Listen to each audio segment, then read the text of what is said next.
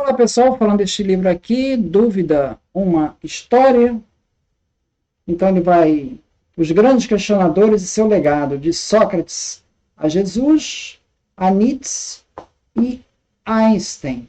Então ele vai passar por toda essa história, inclusive período do iluminismo,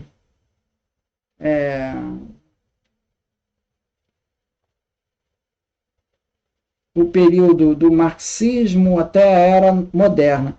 Então eu vou destacar aqui alguns autores, pensar alguns autores que ela faz uma história baseada principalmente em alguns personagens que ela escolhe e ela vai analisar a perspectiva deles, né? Então a questão do Marx, ele num ensaio em 1844, ele vai escrever, está na página 389, a religião é o suspiro da criatura oprimida. Karl Marx falando. O coração de um mundo sem coração. Da mesma sorte que é o espírito de uma situação desprovida de espírito. Ela, a religião, é o ópio dos pobres. A abolição da religião como felicidade ilusória do povo é necessária para a sua felicidade real. Então, veja, o Karl Marx está falando aqui nesse trecho aqui, claramente, né, uma total oposição com a religião. E tanto assim que a União Soviética, ela fechou igrejas, perseguiu a religião ortodoxa, colocou em prática aqui as palavras do Marx. Então, ele via como uma oposição total, né? Sim, a religião, né? Nietzsche é outro filósofo alemão que também vai na mesma batida, tá? Então, veja, o Marx falando que a religião é o ópio do povo. Sim, Marx falou isso, não tem a menor dúvida. Nietzsche falou que Deus está morto? Sim, Nietzsche falou isso. Então, ele fala aqui, a dúvida estava agora no centro das coisas para muitas pessoas, e estas achavam que para a dúvida mudar o mundo era apenas uma questão de tempo. A famosa exclamação de Nietzsche, Deus está morto, encontra-se na história do louco, em A Gaia Ciência. Ela principia assim, já ouviste falar daquele louco que acende uma lanterna à luz do dia, corre à praça do mercado e grita incessantemente, estou procurando Deus, estou procurando Deus? As pessoas riem dele porque muitos dos que não acreditavam em Deus estavam por ali. Alguém pergunta, por que ele se perdeu?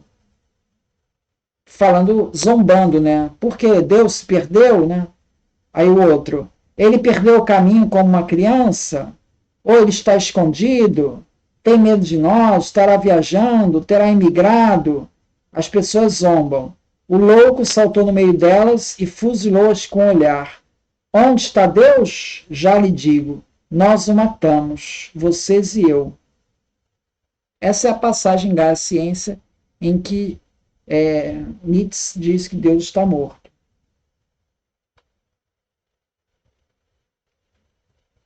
Então você veja a perspectiva já bastante negativa com relação à religião.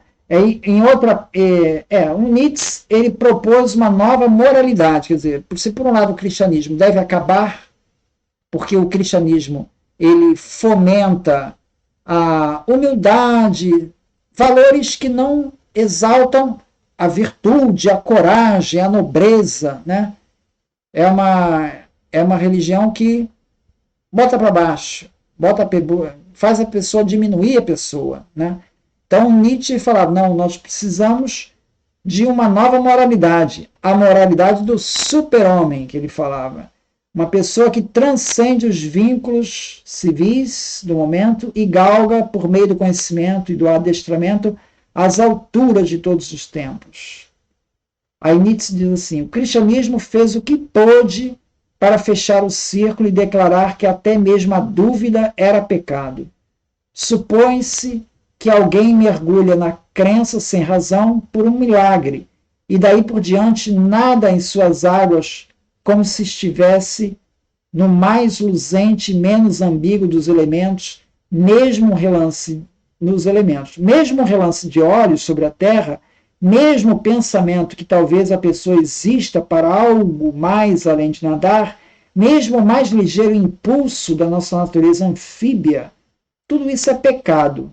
E note-se que tudo isso significa que o fundamento da crença e toda a reflexão sobre a sua origem são igualmente excluídos como pecaminosos.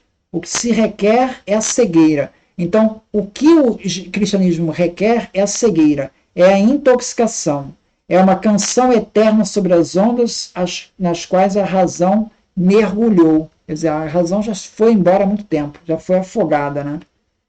Então, essa é a perspectiva do Nietzsche, que ela oculta a nossa natureza anfíbia. Quer dizer, nós ficamos nadando ali no cristianismo, mas na verdade a nossa natureza anfíbia é ir para a terra firme.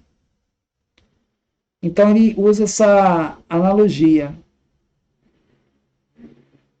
Então, assim, como é que o livro ele vai passando? Quer dizer, desde os gregos, que eles tinham já naquela época um questionamento dos deuses, mas que estava tudo muito misturado com a mitologia grega, esse conceito.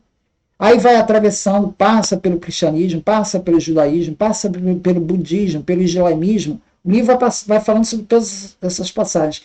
Até chegar aqui no século XIX, né, onde a gente já falou do Marx, agora falamos do Nietzsche, onde esse questionamento ele já atinge um nível máximo, né? Atinge um nível máximo.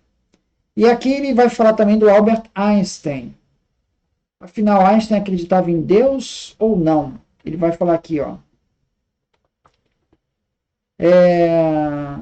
Einstein, relatividade, física quântica, incerteza, aquela coisa toda, né? Então a própria física está sendo questionada, né? Então, por volta da década de 30, todo mundo conhecia Albert Einstein e sabia que ele era um gênio. Isso levou a preocupar-se com aquilo em que ele acreditava. Sua frase: estou convencido de que Deus não joga dados com o universo. Isso está se referindo à física quântica. O Einstein era relutante em aceitar a física quântica. Mas ele ganhou o prêmio Nobel pelo efeito fotoelétrico, que é uma aplicação da física quântica. Olha que coisa. Mas, enfim, esse comentário, entretanto, referia-se às crenças de Einstein sobre o papel do acaso e não na existência de Deus. Essa coisa de não gerar dados, ele está se referindo à questão do acaso. Ele não acreditava no acaso, né? Que é a base aí do princípio da incerteza do Heisenberg, né? Então, quando falava sobre religião, sua postura era diferente. Em 1921, um rabino de Nova York perguntou-lhe se acreditava em Deus. Einstein respondeu, está na página 445, acredito no Deus de Spinoza. Ou seja, Deus está no universo todo. Spinoza era acusado de ser ateu, né, por causa disso, né? Que se revela na harmonia metódica de tudo quanto existe, e não no Deus preocupado com os destinos e as ações dos seres humanos.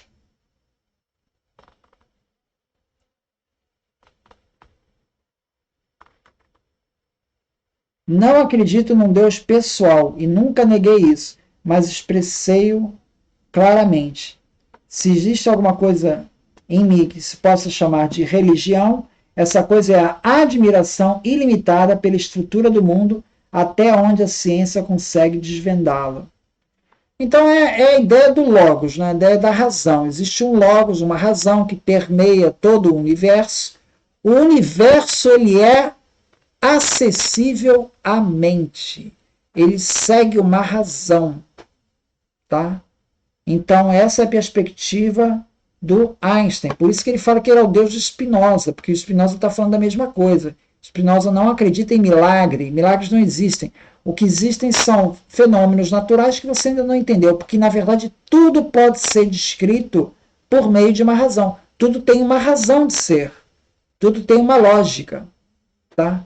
Então Einstein está dentro dessa perspectiva. O fato de ter essa possibilidade de fazer ciência, a ciência é uma possibilidade, está acessível para a gente, então isso revela a presença de Deus. Isso é o Deus de Einstein. Não é um Deus antropomórfico. Não é um Deus, um senhor velhinho de bengala. Não é esse. É um Deus que está permeando o universo. Então você veja que a gente sai lá do Marx, né? Nietzsche, e chega aqui no universo de Einstein, que retoma o século XVII, do Spinoza, que por sua vez retoma lá os filósofos gregos, que também já diziam isso, ou alguma coisa parecida.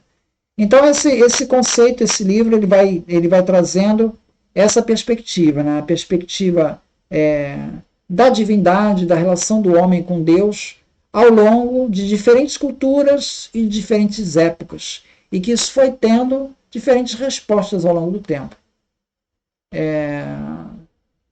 E numa mesma época, várias respostas, tá? Não é um avanço linear, é um avanço, é uma história ramificada, né? Várias vertentes. É isso, muito obrigado então.